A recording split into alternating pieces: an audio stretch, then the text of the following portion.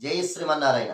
ప్రియ భగవద్బంధువులారా, ధనుర్మాస వ్రతాన్ని గోదాదేవి తనని తాను గోపికగా భావన చేసుకుంటూ చుట్టూ ఉన్నటువంటి అందరినీ స్నేహితులని గోపికలుగా భావన చేసుకుంటూ అక్కడ ఉన్నటువంటి శ్రీవిల్లిపుత్తూరుని వ్రేపల్లెగా భావన చేసుకొని ఇలా భావన ప్రపంచంలో అద్భుతమైనటువంటి వ్రతాన్ని ఆచరించి మనమంతా కూడా సకల సంపదలని పొందడం కోసమని ఈ శ్రీ వ్రతాన్ని అనుగ్రహించింది.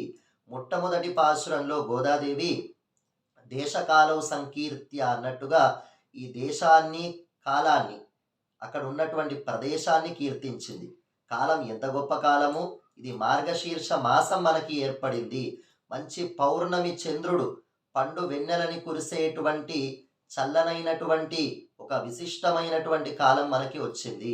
మంచి రోజులు మనకి ఏర్పడ్డాయి అంటూ కాలాన్ని కీర్తించి మనం పొందవలసినటువంటి తత్వం నారాయణనే నమక్కే అంటూ ఆ పరతత్వమైనటువంటి శ్రీమన్నారాయణుడే. నారాయణ ద్వాదశాదిత్యా రుద్రావసవ సర్వాణి చ ఛందాగుంసి అంటూ మనకి నారాయణ ఉపనిషత్తు తెలియజేస్తుంది. కనుక నారాయణు నుండే సకల దేవతలు ఉద్భవించారు.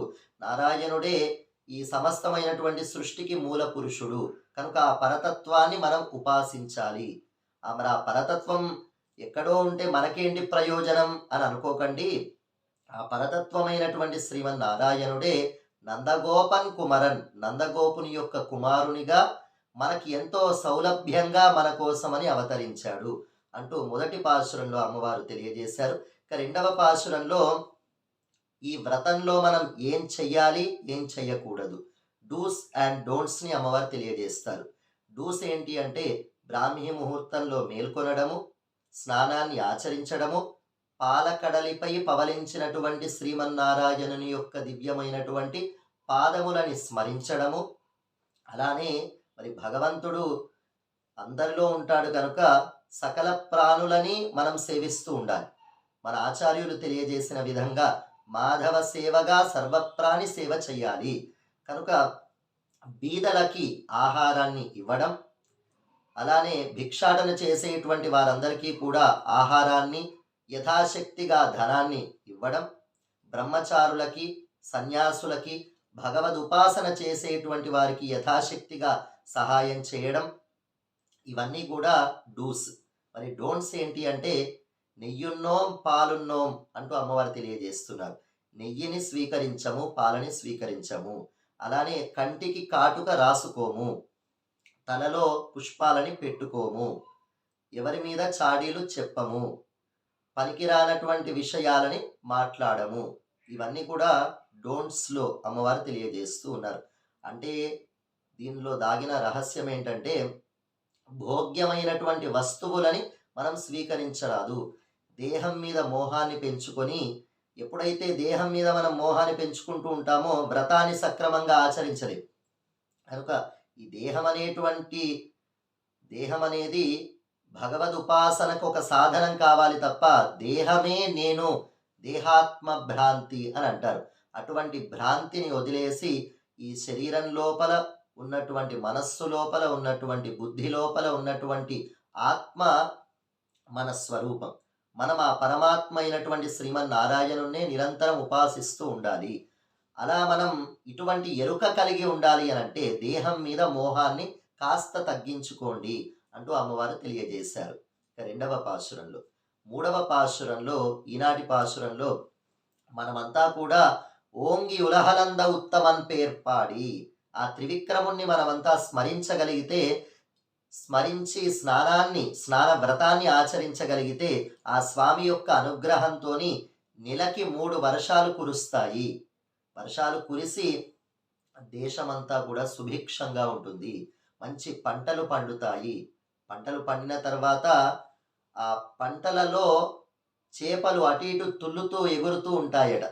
అలానే గోవులన్నీ కూడా అద్భుతమైనటువంటి, విశిష్టమైనటువంటి క్షీరధారలని కురిపిస్తూ ఉంటాయి. ఈ రకంగా దేశమంతా పాడి పంటలతో సుభిక్షంగా ఉంటుంది అంటూ అమ్మవారు తెలియజేస్తున్నారు. అంటే వేదమనైతుక్కుం విత్తాగుం అని అంటారు తిరుప్పావై. అంటే వేదానికే విత్తనం వంటిది ఇది. మరి మూడవ పాశురంలో అమ్మవారు త్రివిక్రముణ్ణి స్మరించింది. త్రివిక్రముణ్ణి స్మరిస్తే దేశమంతా కూడా పాడి పంటలతో నిండుతుంది అంటూ అమ్మవారు తెలియజేశారు. ఇది మనకి వేదంలో కనిపిస్తూ ఉంది. ఓం ఇదం విష్ణుర్విచక్రమే త్రేధా నిదధే పదం సమూఢమస్య పాగుం సుర ఇరావతీ ధేనుమతీ భూతగుం సూయవసిని మనుషేదశస్యే. ఆ త్రివిక్రముణ్ణి ఎవరైతే ఉపాసన చేస్తారో అటువంటి ప్రదేశమంతా కూడా ఇరావతి అంటే మంచి పంటలు పండుతాయి. ధేనుమతి అలానే గోవులన్నీ కూడా అద్భుతమైనటువంటి క్షీరధారలని కురిపిస్తూ ఉంటాయి అంటూ వేదం తెలియజేస్తుంది. ఆ వేదంలో ఉన్నటువంటి ఆ మంత్రాన్ని, ఆ మంత్ర సారాన్ని అమ్మవారి ఈ 3వ పాశురంలో మనకి అనుగ్రహించింది. చూడండి, ఇలా మనం మన పెద్దలు పూర్వాచార్యులు కృప చేసినటువంటి వ్యాఖ్యానాన్ని మనం గమనించగలిగితే ప్రతి దాంట్లో కూడా, ప్రతి పాశురంలో కూడా వేద అర్థము ప్రతిధ్వనిస్తూ ఉంటుంది. మరి నెలకి 3 వర్షాలు ఎలా కురుస్తాయట? ముగ్గురు సక్రమంగా ఉంటే నెలకి 3 వానలు కురుస్తాయట. బ్రాహ్మణులు అనుష్ఠాన పరులై ఉండాలి. అంటే త్రికాల సంధ్యావందనం చేయడం, ద్వికాలాలలో అగ్నికార్యం చేయడం, నిరంతరం వేదాధ్యయనం చేస్తూ అనుష్ఠాన సంపన్నులై ఉంటే బ్రాహ్మణులు ఒక వాన కురుస్తుంది. రాజు సక్రమంగా పరిపాలన చేస్తే మరొక వాన కురుస్తుంది. స్త్రీలు పాతివ్రత్యంతో ఉంటే మరొక వాన కురుస్తుంది. అంటే 10 రోజులకి ఒక వర్షం కురవాలి, నెలకి 3 వానలు.